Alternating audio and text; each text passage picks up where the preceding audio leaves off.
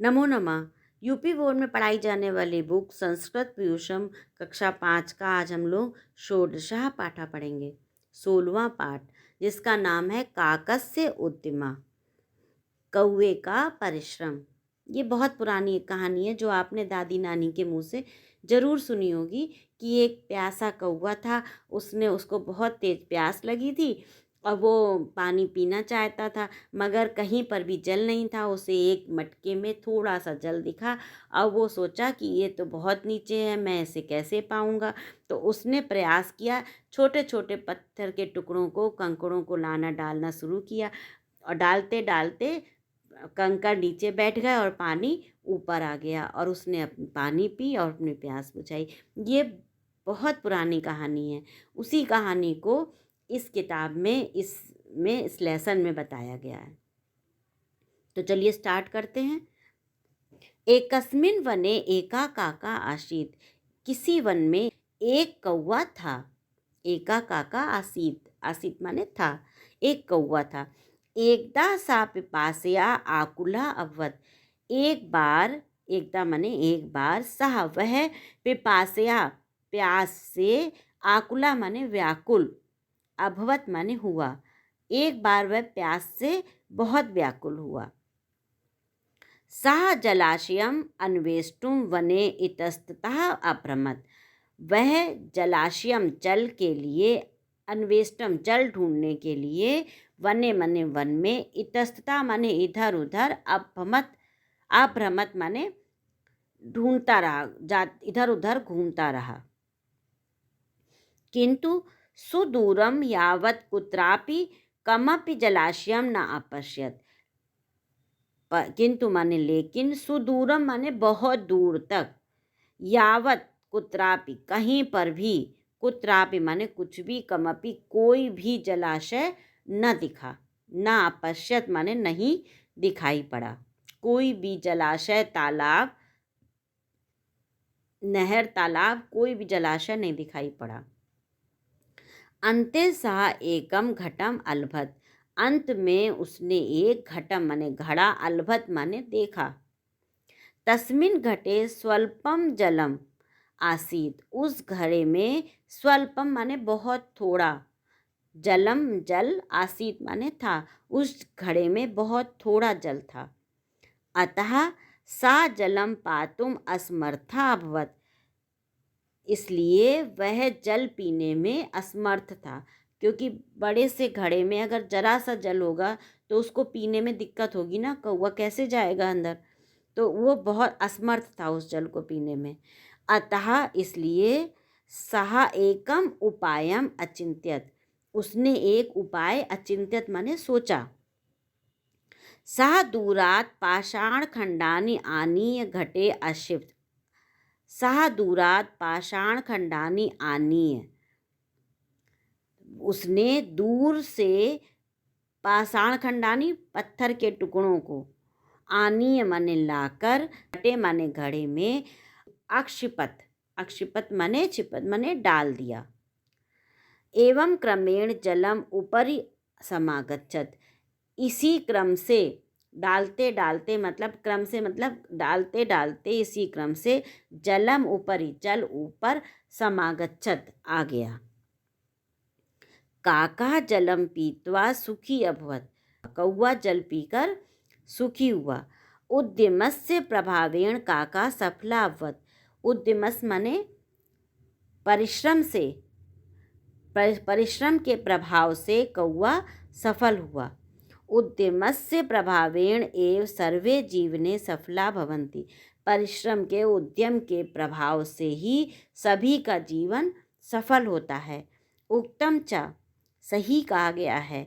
उद्यमेन ही सिद्ध्यन्ति कार्याणि न मनोरथ। देखिए अभी ये लाइन हमने पिछले इसी किताब में सुभाषितानि में पढ़ी थी कि बिना परिश्रम के कोई भी कार्य सफल नहीं होता है। परिश्रम से ही सभी कार्य सफल होता है, ना कि सोचने से। ये हमने अभी लाइन पढ़ी थी, वही लाइन इसमें दोहराई गई है। ठीक है, समझ में आया कैसे कौवे को प्यास लगी, कैसे परिश्रम किया और कैसे उसने जल पिया और सुखी हो गया। अब आइए आप देख इसके शब्दार्थ पढ़ते हैं। शब्दार्थ में क्या है? पिपास्या, पिपास्या माने प्यास से, अन्वेष्टुम खोजने के लिए, इतस्ततः माने इधर उधर, पाषाण खंडानी पत्थर के टुकड़े, आनीय माने लाकर, सिद्ध्यंती माने सफल हो जाते हैं। ठीक है, इन शब्दार्थों को आप कॉपी पे नोट डाउन करके याद करिए। अब आइए अभ्यास कार्य में। सबसे पहला है प्रश्नानाम उत्तराणि लिखत, प्रश्नों के उत्तर लिखिए। इसमें प्रश्नों के उत्तर लिखने को बताया गया है, एक पद या कई पद में नहीं, प्रश्नों के उत्तर लिखने हैं।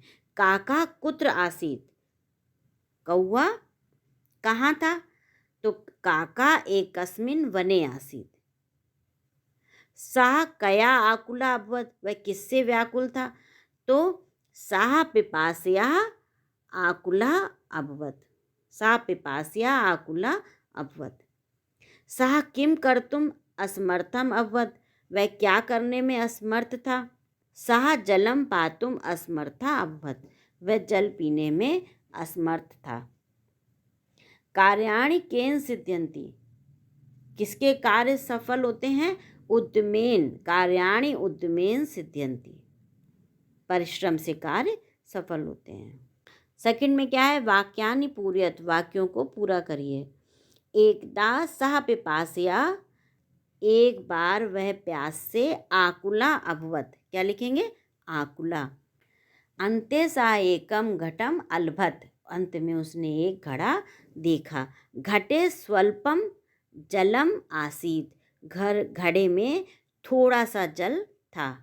उद्यमस्य प्रभावेण एव सर्वे जीवने सफला भवन्ति, परिश्रम के प्रभाव से ही सभी का जीवन सफल होता है, सफला भवन्ति। ठीक है।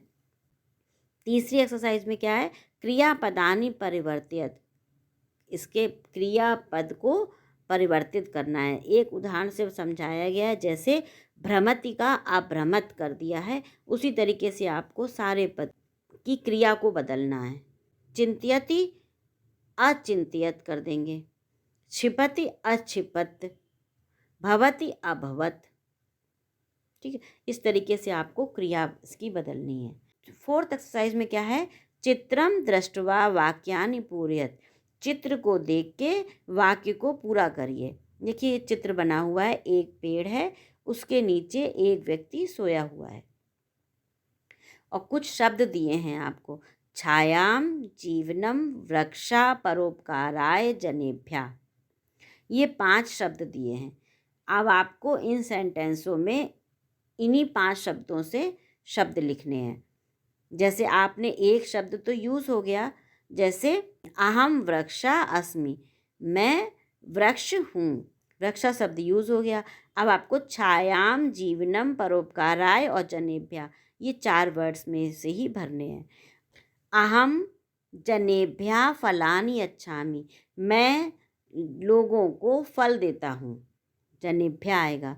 अहम पथिकेभ्या यच्छामि, और मैं पथिक को क्या देता हूँ? छायाम, छाया आएगा। तो क्या आएगा? छाया देता हूँ तो क्या आएगा? छायाम आएगा। अहम पथिकेभ्या छायाम यच्छामि। मम डैश एव भवति, मम माने मेरा, एव माने ही, भवति माने होता है। तो मम जीवनम, मेरा जीवन ही क्या है? परोपकाराय भवति, परोपकार के लिए होता है, मेरा जीवन ही परोपकार के लिए होता है। ठीक है, उम्मीद है आपको लेसन समझ में आया होगा। लेसन से संबंधित कोई भी डाउट हो तो प्लीज़ कमेंट्स करके ज़रूर पूछें। धन्यवाद।